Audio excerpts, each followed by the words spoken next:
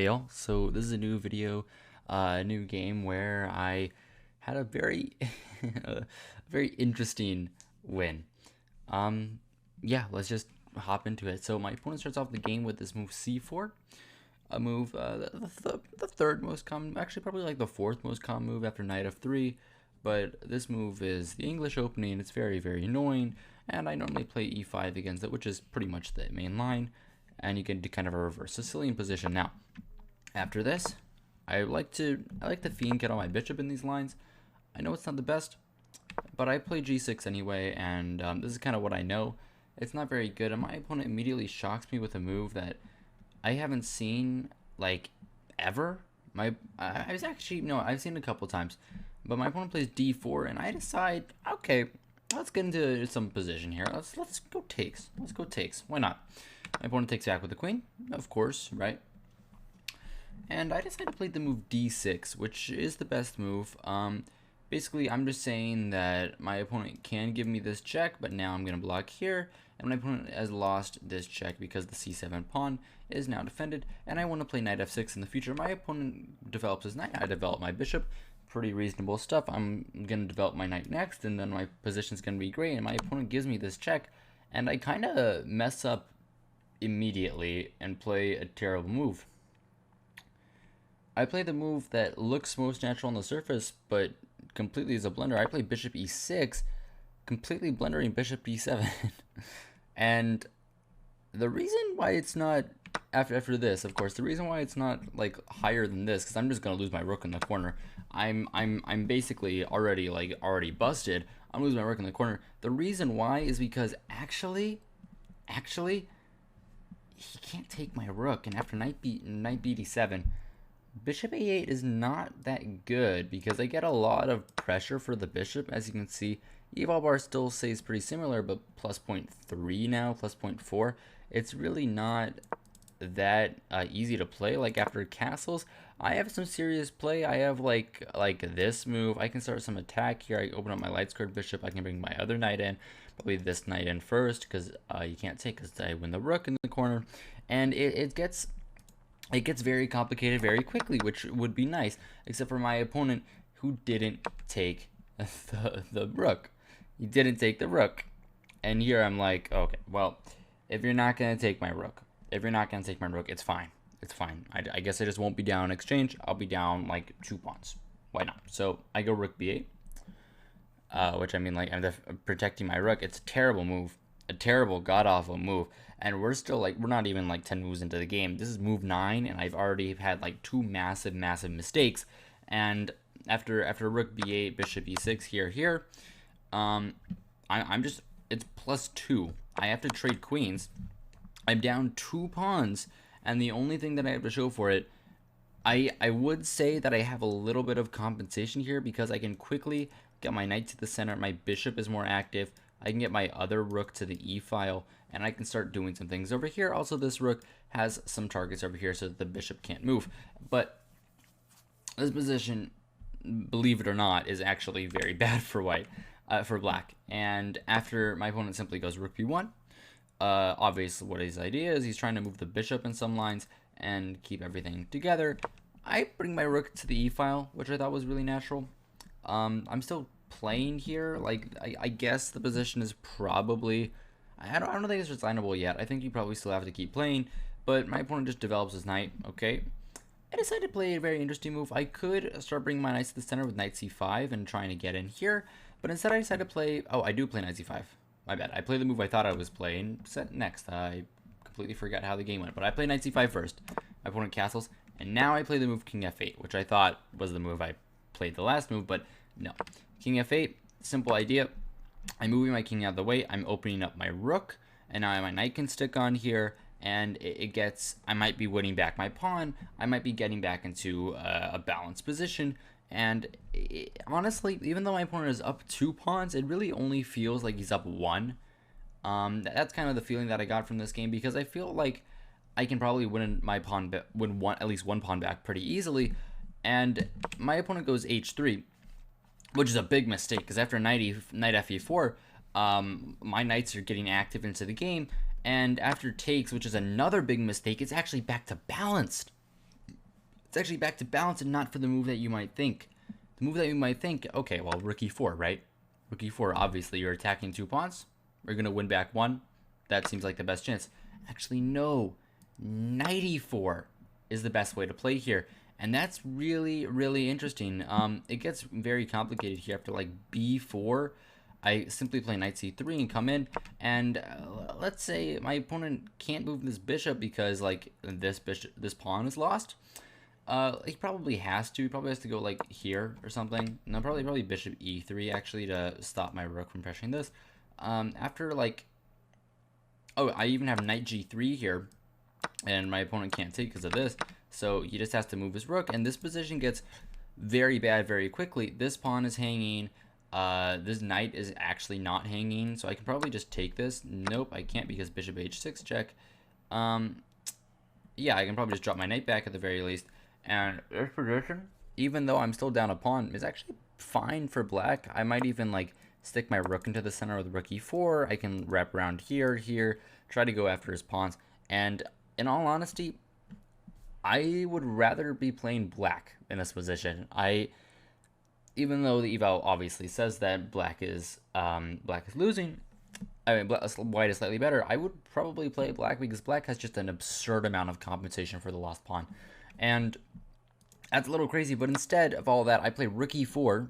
I mean, I'm attacking 2 pawns. It can't be that bad. I'm not insane. I'm not going to be like, oh, well, I saw this entire line. I'm so incredible. I'm gonna dominate his bishop and his knight. Oh, yeah, I'm going to win some pawns in the future.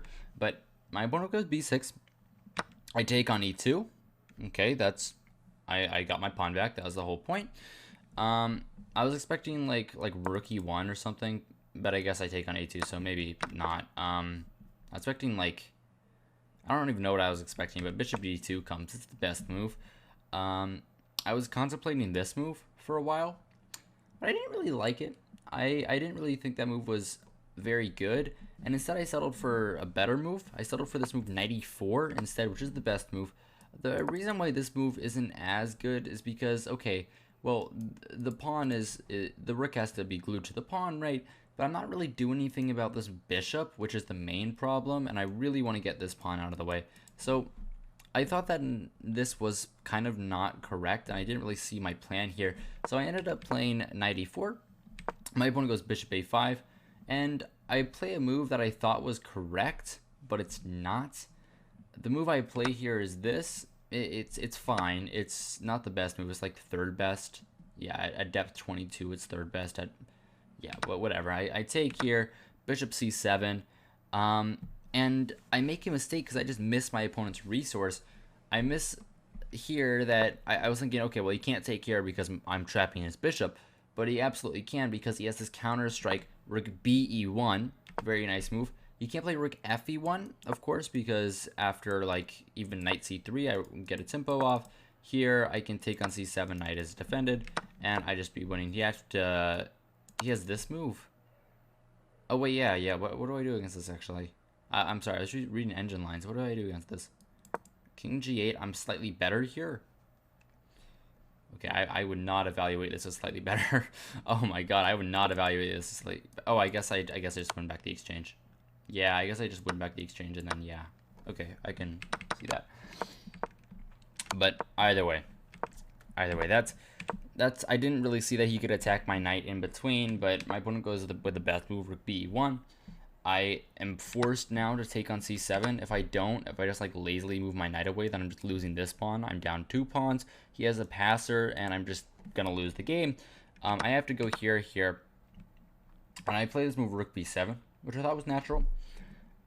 Simply, I'm attacking this pawn, and everything makes sense, but I miss his idea again. I miss this move rook fe1, and he's actually threatening like some terrible things against my king here.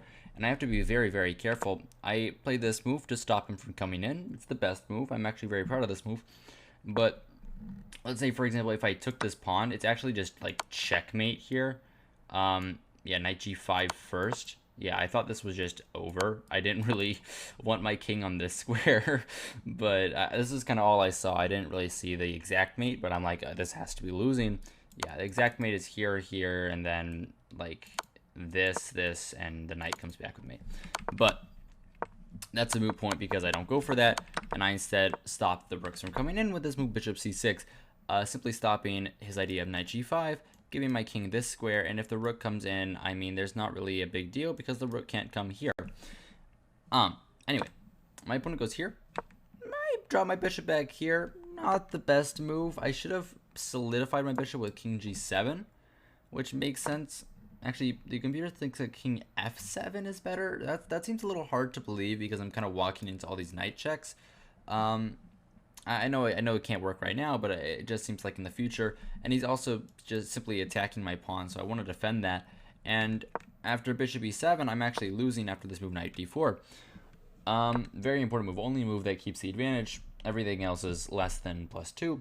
But knight e4, I bring my king up, which I thought was natural. I'm just putting my king on a better square, getting out of any checks with the knight, because this move, can I draw arrows? This move could happen in some line, and I don't want that to happen. So I'm just getting my king up. My opponent goes rook up. Simply put, he's trying to play this move with check. That's pretty scary. Instead of doing that, I go rook a6, which I spent a lot of time on. I spent like 40 seconds on this move. And the idea is that I am keeping this pawn defended. I guess here he has c4. No, he doesn't, because I have check intermezzo, and then here I can take, and this position is actually fine. Like here, I have bishop f6. But that's a moot point. I guess he didn't have that move. I don't know why he thought he did. Anyway, my opponent goes knight b5. And actually, this is a kind of a step in the wrong direction because I can simply do some fun things and keep everything together. I play this move bishop f8. Low depth stockfish thinks it's best. High depth stockfish doesn't think it's best. I thought it was a very interesting move. Basically, I'm just getting my bishop out of dodge. There are some like funky, like weird, like knight checks in some lines where he sacks his rook and like delivers some weird checks, but I didn't really want any of that. So bishop f8. I honestly, I don't really know why it's the best move, but either way, my opponent comes back with the rook, which makes a decent amount of sense. He's trying with this move to play like check, and he doesn't want his rook to be hanging. That's kind of the whole point of it, but it's not that good because of the very interesting move d5, and my opponent can't take with the pawn. I didn't see this at all, and after like this check, I can actually just block with the rook now, which is very nice, and he doesn't have this move because the bishop blocks it.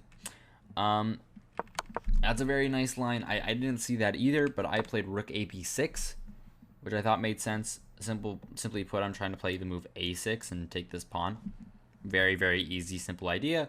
My opponent gives me this check. I go king g7.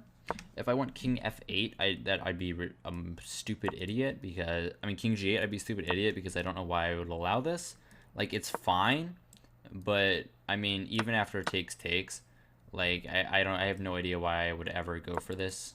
Like this seems not the best. Like a6 can come. There's some weird checks. I don't know. I'm down a pawn.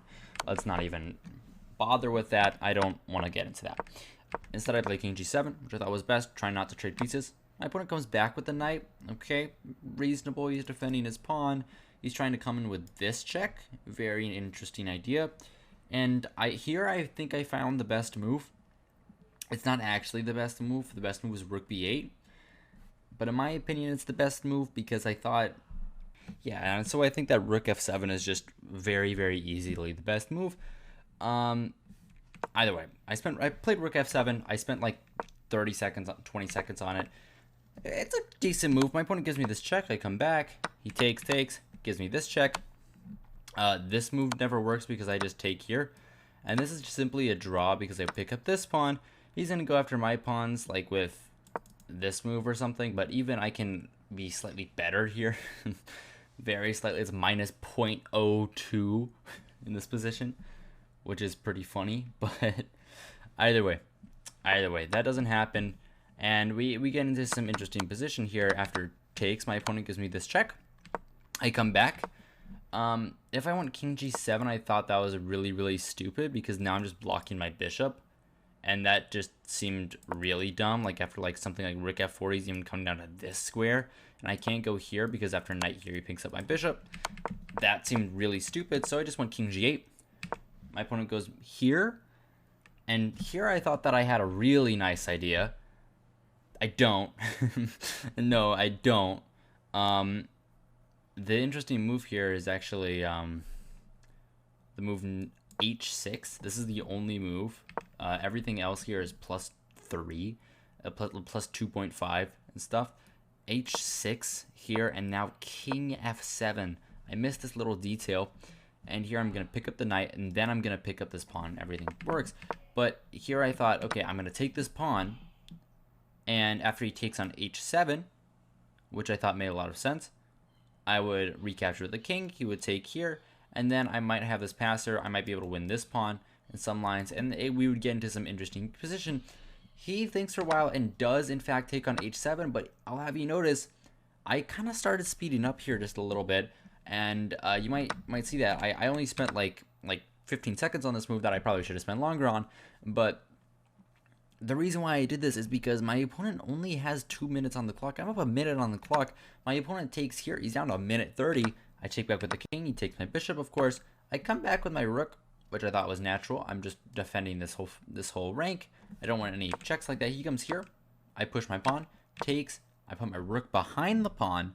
Very important. Now it's got a red carpet, c5 here, and my position is losing, obviously. I mean, at the very end of the day, I'm down 2 pawns in a rook endgame, which is normally lost. This pawn, he's actually just threatening this, and this is a lost position because he queens. Here, I found a very nice move. It's actually the top engine move at depth 22.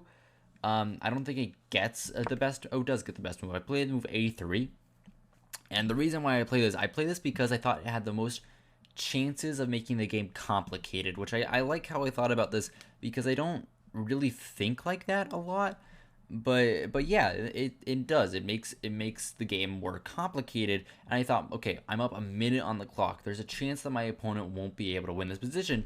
And he plays rook d7. He spends 10 seconds. I go here. I make a queen. And I make a queen with check. Very important. If I don't make a queen with check, then he starts the checks.